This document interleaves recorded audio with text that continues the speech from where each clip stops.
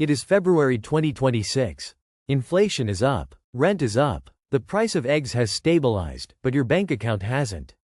You are sitting in the dark, staring at a screen, wondering why you are still broke despite working yourself into the ground. Here is a brutal stat to start your morning. 92% of people who set a savings goal this year have already quit. They didn't quit because they're poor. They quit because their brain is literally wired to self-destruct the moment they try to save $1. Most people trying to save $10,000 quit before they hit $3,000. Why? Because you've been taught to save money completely backwards. You are fighting a war against your own biology using a weapon that doesn't work: willpower. Today, we aren't just fixing your bank account. We are fixing your broken psychology. We are going to take you from a panic-stricken doomer looking at an overdraft fee to a financially sovereign Chad who sleeps like a baby. My name is Nick, and this is the financial red pill nobody wants to swallow. If you are tired of being a waggy in a cage and want to actually get ahead of the pack, smash that subscribe button. Let's get into the real talk. Here is the first Blackpill. Your brain hates saving money. It despises it. Scientists call this loss aversion, but in the real world, it means that watching $100 leave your checking account to go into a savings vault feels twice as painful as finding $100 feels good. Your lizard brain thinks you are losing resources. It screams, "No, we need that money for Uber Eats and Funko Pops right now." This is why the traditional advice of just have discipline fails. It feels like punishment. It feels like you are depriving yourself of the only joy you have left in this dystopia. If you rely on willpower, you will fail. You need a system that bypasses your brain entirely. You need the automation protocol. Back in 2004, when boomers were buying houses for the price of a McChicken, researchers found that people who automated their savings saved nearly 4 times more money than people who tried to use discipline. 4 times. The difference wasn't income, it was friction. Here is the Chad system. It takes 1 hour to set up, and then you never touch it again. Step 1 happens on payday. As soon as that direct deposit hits, we execute the chainsaw split. Before you even see the money, your bank automatically transfers 10% to a separate account. This is the key that most people miss. It cannot be the same account linked to your debit card. It needs to be a ghost account, a separate bank, a different login. If you can see it when you open your app to buy lunch, you will spend it. You need to hide the money from your present self so your future self can actually survive. You never feel the sting of moving it because it happens before you even wake up. You just learn to live on the 90%. Your future self is taxing your current self, and your current self is too distracted by TikTok to notice. That money flows into 3 buckets.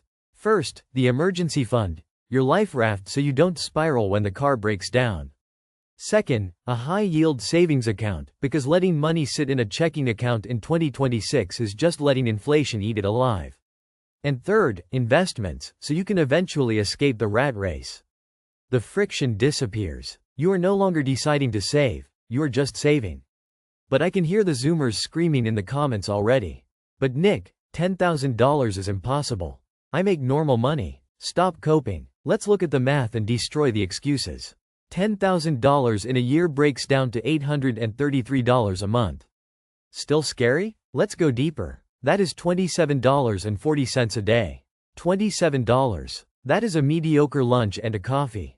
Let's get specific about what $27 looks like. You cancel the 2 streaming services you haven't watched since 2024? That's $1 a day. You stop buying the triple mocha frappuccino, that is 90% milk and sugar? That's $5 a day. You cook dinner at home like a functioning adult instead of paying a stranger to drive lukewarm food to your house? That's $15 a day right there. You skip the bar 1 night a week and drink with the boys at home?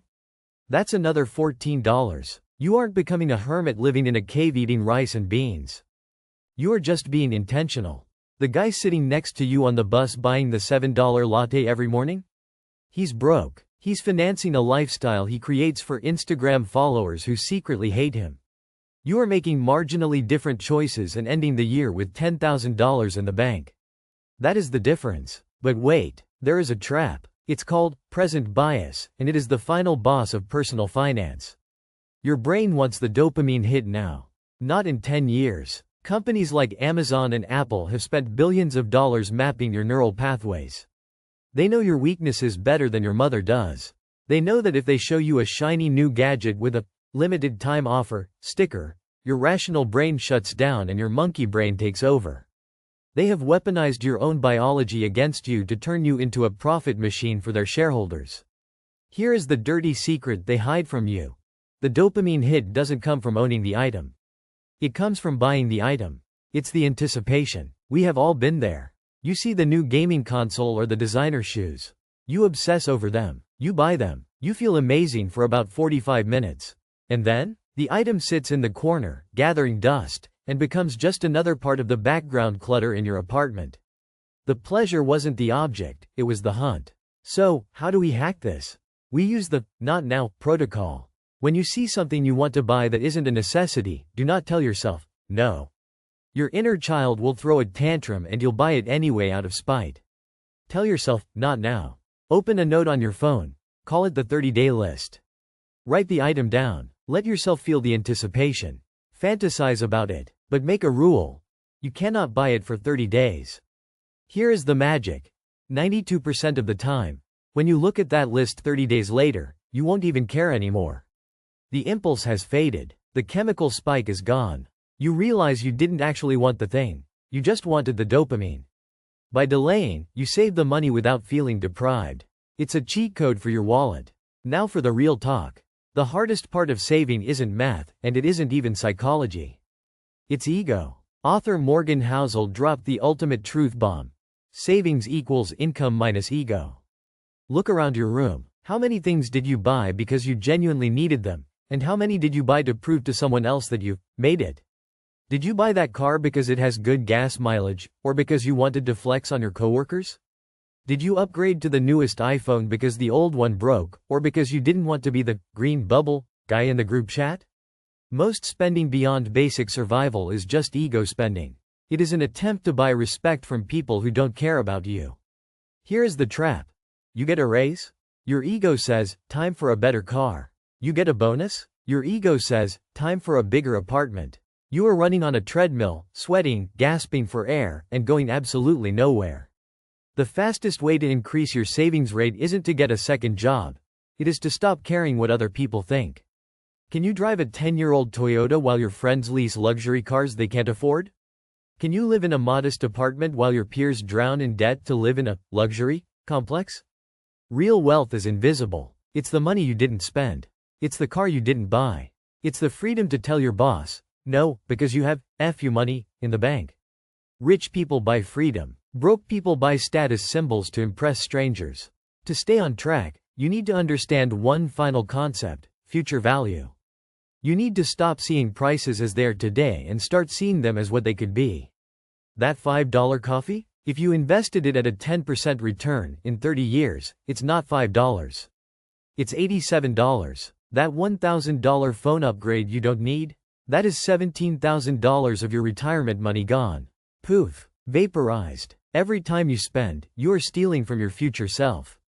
You are taking money out of the pocket of the old, tired version of you who just wants to retire, and you are giving it to a corporation today for a fleeting moment of satisfaction. Is the mediocre sandwich worth robbing the old version of you? Usually, the answer is no. When you frame purchases through future value, the answer becomes obvious. You don't want the thing enough to pay what it truly costs. This isn't about being miserable. It's about being smart. Saving $10,000 isn't about deprivation. It's about building a system where saving happens naturally because you have removed the obstacles, hacked your dopamine, and crushed your ego. Most people spend their entire lives waiting for the perfect moment to start. They say, I'll start in 2027 when I get that promotion. I'll start when the economy gets better. That moment doesn't exist. The years will pass, and you will be in the exact same spot unless you change the inputs. You have the automation framework. You have the psychology hacks. You have the not now list. $10,000 is sitting there, in the future, waiting for you to claim it through small, consistent choices that compound over time. The gap between you and that money isn't income. It is action. Close the gap. If you are ready to escape the waggy cage and actually build wealth, stop watching and start doing. Set up the auto transfer today. Not tomorrow. today. And if this real talk helped you, smash the like button so the algorithm knows we are taking over. Comment below. What is the one ego purchase you're going to cut out of your life this month? I'll see you in the next